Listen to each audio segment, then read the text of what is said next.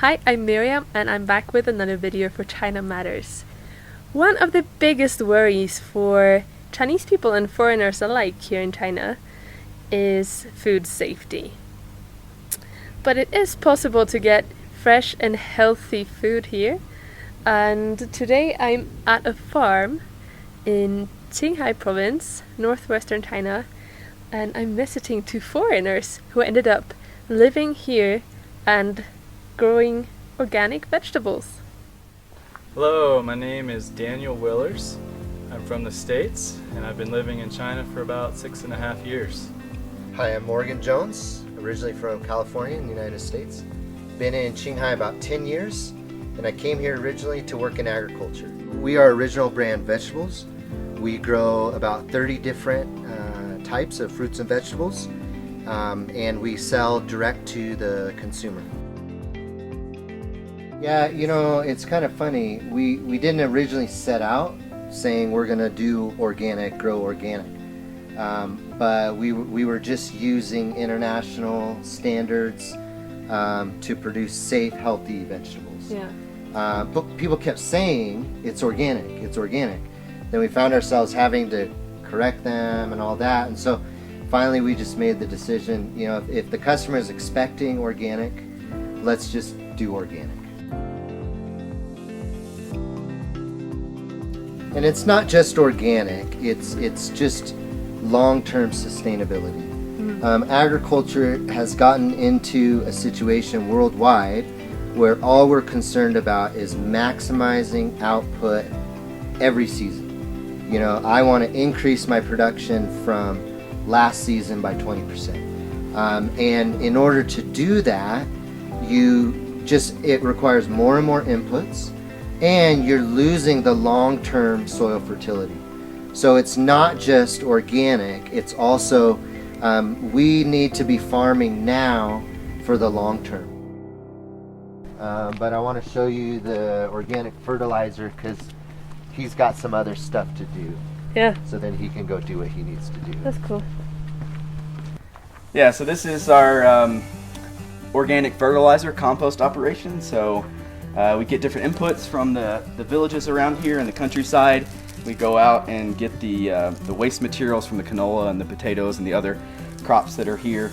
Bring everything in here, add water to it, and then the temperature gets up to 55 degrees. We turn it 3 times at least. 5 times is perfect. We also have to make sure that it doesn't dry out. So microbes are kind of like us humans. They need food, water, and air. And so that's why we turn these windrows. Typically, you'll see one crop, grown together.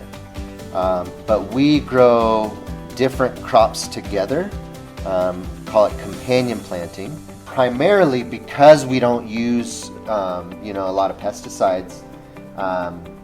We have to use other methods to prevent disease and insects. So if you have one crop in this greenhouse, you get a disease here, and then it's very easy for that to spread throughout the whole greenhouse. But by breaking up the crops like this, we'll grow something next to it. So then if we see a disease here, or we see an insect breakout here, then we have a little easier time controlling it. You're going to have some more damage when you're trying to not use conventional pesticides. So this greenhouse, we have a bad aphid outbreak.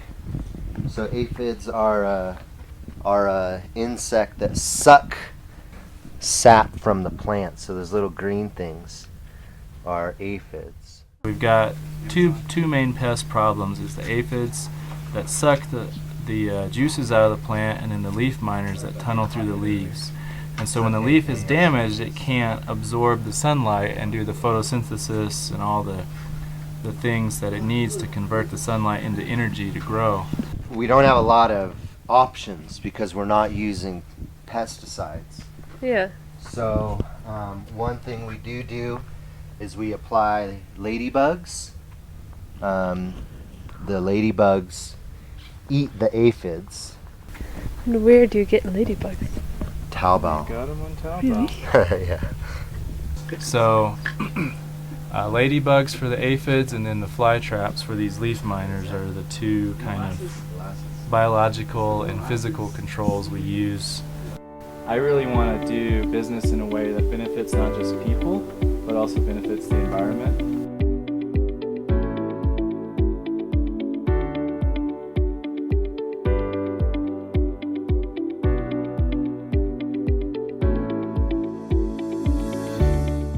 Our prices are a little higher than what you get in the local market, but we're about comparable to what you find in the grocery stores, prices at grocery stores.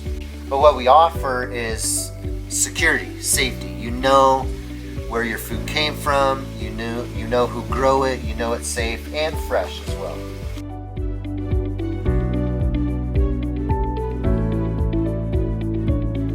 We have an online shop on a platform called Weidian, and there the customer can go on and select which vegetables they like.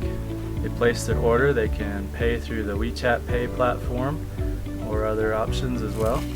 And then we harvest in the mornings, we pack the boxes around midday and deliver fresh in the afternoon. One of the things we do too is we offer a mixed box of vegetables, and that's a little cheaper in price. And that's great for us because it allows us to put whatever we have lots of in. So we're putting together a couple of those boxes right now.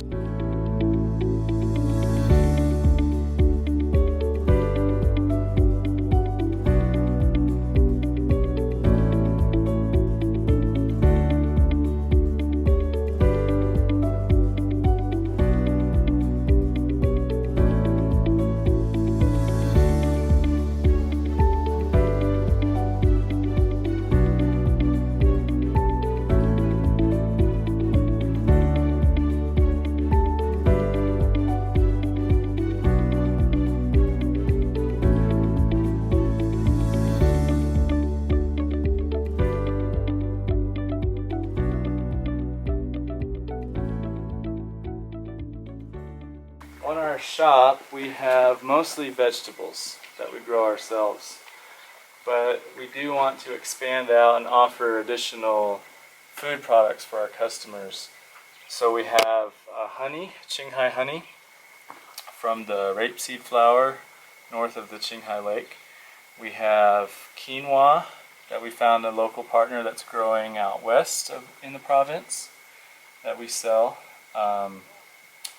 And then we've got also some fruit, like some strawberries and cherries that we're growing as well. So we're trying to slowly build it. We really want to promote Qinghai specialty products. So the honey is a very famous thing from Qinghai. The quinoa grows really well in Qinghai. It's a crop that the government's really promoting, and we want to promote the Qinghai quinoa. We also eventually would like to find good sources for things like goji berries, different other specialty things that are really best when you eat them from the Qinghai Tibetan Plateau. And I wanted to show you the quinoa. Quinoa is a product we're really excited about. I feel like it has a lot of potential for Qinghai. Quinoa is really suited for the Qinghai Tibetan Plateau because it comes from such a high altitude location in South America originally, and so we have such a short growing season outdoors during the summertime, and this crop does really well with dry climates, it does well with high altitude, and it does well with soils that aren't super fertile. But it's one of those crops that as a cash crop has very little value. Most people just grow it for their own consumption. And so this is a crop that we're hoping we can promote. You know, in really rural areas of Qinghai, you'll see a lot of people leaving agriculture. They're going to the cities to work in construction because they just don't feel like they can make a living in agriculture. So we're always trying to look for new, exciting products that are higher value, that we can help farmers grow, so that people don't feel like they have to leave agriculture in order to improve their life. You know, agriculture is such an important industry anywhere in the world, but especially in China. So So it grows up tall like this, and it goes to seed, and then the seed or the grain is what is eaten. There's a guy in Lhasa who's kind of the quinoa expert in China. Yeah? And he's been doing research and developing different varieties for, I don't know, 20 or 30 years. And we had a mutual friend that connected us, and so this is one of the varieties that he's developed. I thought, oh, quinoa is a great crop for this area, but then come to find out, my idea wasn't so cutting edge. He's been doing it for 20 or 30 years. But it's a product that doesn't have much of a consumer base here in China. So that's also another thing that we found is we really need to help the farmers with the sales.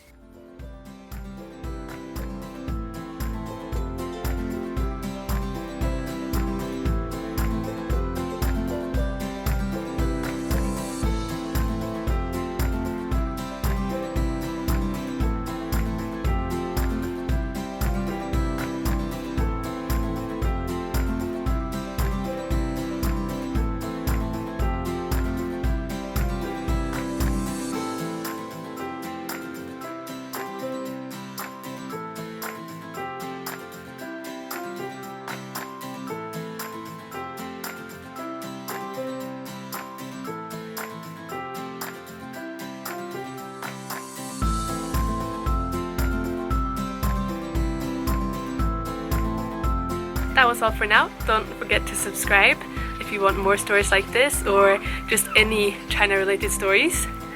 That's what China Matters is for. And also let me know in the comment section what your experiences with food safety is in China or wherever you are in the world. Bye for now.